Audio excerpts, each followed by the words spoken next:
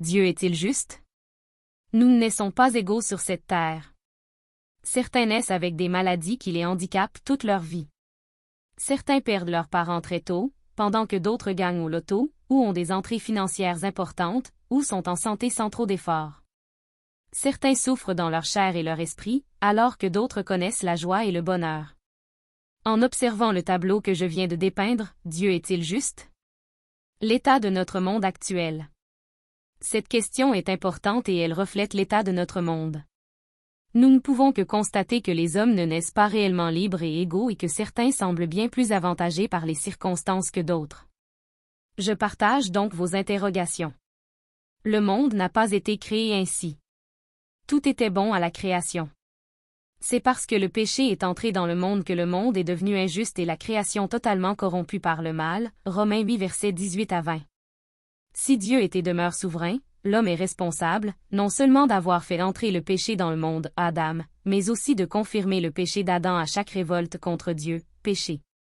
Je relève aussi que dans l'éternité, le monde ne sera pas tel qu'il est actuellement.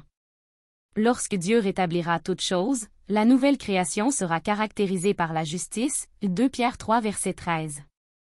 Cela signifie donc que l'état du monde ne correspond pas à ce que Dieu aime. Dieu est même en colère contre le mal dont les hommes sont responsables, Romains 1 verset 18. Il sera donc nécessaire que toute la création soit restaurée, Romains 8 verset 21. L'absence de souffrance se lit aussi dans des textes comme Ésaïe 65 verset 19 ou Apocalypse 7 verset 16 à 17. Les injustices de ce monde sont limitées dans le temps. Les injustices de ce monde sont réelles mais elles sont limitées dans le temps, Romains 8 verset 18. Le psaume 73 est notamment la méditation d'un homme qui a vu que les injustes semblent plus heureux que les justes. Mais l'auteur du psaume a réfléchi et il a compris que cette vie sur cette terre, telle que nous la connaissons, n'est pas tout.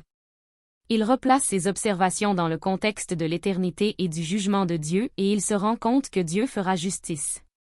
Est-ce juste que certains souffrent? Dans un sens, oui. L'apôtre Paul nous rappelle que « tous ont péché » Romains 3 verset 23. Nous ne méritons que souffrance et mort, Romains 6 verset 23. S'il y a une injustice, elle ne se trouve pas dans le fait que certains souffrent mais bien dans la bonté imméritée de Dieu qui déverse sa grâce sur des personnes qui ne le méritent absolument pas, Matthieu 5 verset 45, Actes 14 verset 16 à 17. Que faire alors? Ne craignons pas de demander à Dieu de faire justice, de crier à lui face à l'injustice de ce monde, Psaume 7 verset août 2017. Reconnaissons que nous ne comprenons pas tout. Qui sommes-nous pour contester avec Dieu? Romains 9 verset 14.20. Cette question, très pertinente, souligne nos limites, notre incompréhension de ce monde et surtout des décrets cachés de notre Dieu. Nous ne pouvons que lui faire confiance tout en pleurant sur ce monde injuste. La réponse à l'injustice n'est pas la révolte mais la repentance. Jésus n'a pas expliqué pourquoi certains sont morts dans les catastrophes de son temps, Luc 13 verset 1 à 5. Mais il souligne que ces événements doivent rappeler la réalité du jugement qui s'annonce. Il appelle donc à la repentance, et non à tout comprendre. Lorsque nous crions à Dieu, nous n'avons pas un Dieu qui ne peut compatir. Jésus a subi la plus grande injustice en étant condamné à mort, lui le seul juste, à la place de pécheurs injustes. La croix est la plus grande injustice de ce monde, et Dieu, en Jésus-Christ, l'a subie pour le pardon des siens. Dieu promet que ceux qui ont faim et soif de justice seront rassasiés, Matthieu 5 verset 6. Gardons donc confiance en Dieu. Il contrôle parfaitement toute cette création, même ce qui nous paraît injuste et incompréhensible. Il fera justice, Ecclésiaste 12 verset 14, et il établira son royaume de justice, où le mal n'aura plus aucune place.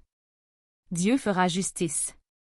En attendant, nous sommes appelés à reconnaître actuelle sa justice et à vivre nous-mêmes en témoins d'un Dieu qui aime la justice en pratiquant le plus possible ce qui est juste. Pierre, 1 Pierre 1 verset 17 à 21, et Paul, Romains 12 verset 19 à 21, nous appellent à vivre dans ce monde injuste en recherchant la justice car notre Dieu est juste et il fera justice. J'espère que ces quelques pensées vous aideront à y voir plus clair à propos de ce sujet très difficile. Que Dieu vous bénisse et vous réjouisse en ce temps de Pâques où nous rappelons Christ crucifié, injustice suprême. Rappelons aussi que Dieu, dans sa justice, a condamné le mal à la croix, preuve de sa justice et que Christ, ressuscité, annonce la nouvelle création où la justice régnera.